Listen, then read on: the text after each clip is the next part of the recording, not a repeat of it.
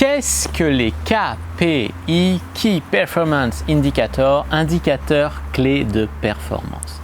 Bonjour à tous et à toutes, c'est Fabrice Julien, coach et auteur, expert en business, et dans cette vidéo, on va donc parler des indicateurs clés de performance.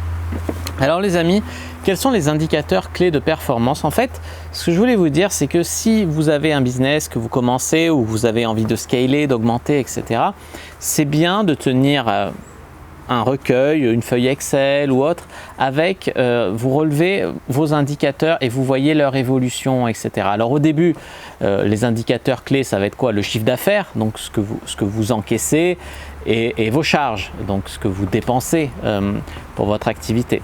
Ça va être vraiment le résultat, ça va faire revenu moins, enfin chiffre d'affaires moins charge, ça va faire votre résultat, qui va être vraiment basique, mais vous allez voir à peu près. Ça, c'est vraiment des indicateurs basiques. Après, si vous cherchez des indicateurs plus profonds, par exemple, vous vous mettez à faire de la publicité, là, vous allez regarder le coût par lead, donc combien, en dépensant tant d'argent, combien vous avez de nouveaux inscrits à votre liste de diffusion, à votre newsletter, ça vous fait un coût par lead. Combien de leads deviennent clients, ça vous fait un coût par client. Il faut voir combien un prospect vous coûte et combien un prospect vous rapporte en moyenne pour voir si c'est rentable. Tout ça, c'est des indicateurs que vous devez tenir. Combien vous avez de frais fixes, de frais variables. Frais variables, ça va être la pub par exemple. Vous ne faites pas forcément autant de pubs tous les mois. Frais fixes, ça peut être votre local. Ça, c'est le loyer, il est fixe tous les mois. Tout ça, il faut tenir des indicateurs clés de tout ça, entre vos frais fixes, vos frais variables, vos coûts par client, vos coûts par lead, vos coûts par appel téléphonique, vos coûts par call. Tous les combien de calls vous vendez? Est-ce que vous payez des prestataires pour faire les appels ou est-ce que vous les faites vous-même? Quel est le coût en temps ou quel est le coût en argent si vous payez un prestataire? Au niveau des indicateurs, vous pouvez voir combien de visites vous avez sur vos pages de vente, combien d'achats, combien vous faites de ventes. Tout ça, c'est important de le surveiller. Vous pouvez aussi surveiller vos indicateurs d'abonnés. Combien d'abonnés par mois vous avez sur YouTube, vous avez sur Instagram, vous avez sur Facebook ou qu'en sais-je, sur le réseau social qui vous sert vraiment à faire votre communication et tout.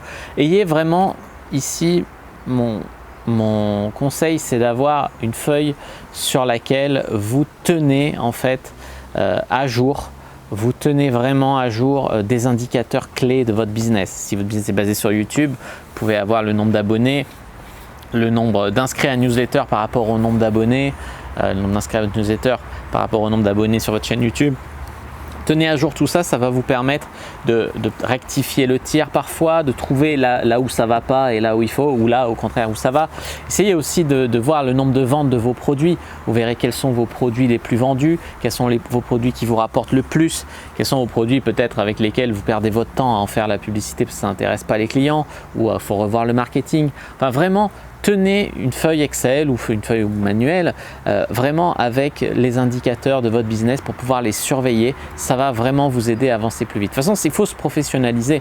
Donc quand vous faites un business, vous débutez, ouais, vous générez du chiffre, vous voyez pour les charges, voilà, vous êtes une start-up. Mais par contre, quand vraiment vous voulez passer au niveau supérieur, c'est bien de suivre, d'avoir des indicateurs et de les suivre. Vraiment, ça va vous aider. Et ce, en business, mais également dans d'autres domaines. Moi, je me rappelle quand je suis coach en séduction également, en plus d'être coach business.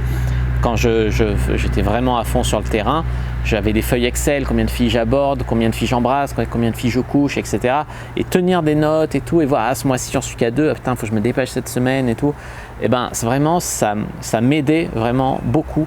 Donc dans tous les domaines, ça vous aidera de tenir en fait à jour méthodiquement, d'avoir une méthode et de tenir à jour vos indicateurs. Voilà pour cette vidéo sur les indicateurs clés de performance. J'espère vraiment que ça vous aidera. Si c'est le cas, n'hésitez pas à mettre un like sous la vidéo, à commenter. Si vous avez des questions, je répondrai avec grand plaisir. Vous abonner à la chaîne, activer la cloche pour ne pas rater les prochaines vidéos sur les réseaux sociaux, Instagram, Twitter, Facebook, etc. Rejoindre le groupe privé Argent Comptant pour venir discuter avec d'autres entrepreneurs du web comme nous, parler argent, parler finances, etc. Les amis aussi, téléchargez votre heure de formation offerte dans la description de la vidéo, première ligne, vous la trouverez facilement. Je vous explique comment je me suis vraiment professionnalisé. Au début, j'ai gagné 800 € avec mon blog, comment j'ai fait pour passer de 800 € à 2000 € subitement et ensuite comment j'ai mené mon site de 2000 € par mois à plus de 10 000 €. Voilà, moi je vous dis à bientôt et que le Dieu du business soit avec vous. Je vous souhaite beaucoup de succès les amis.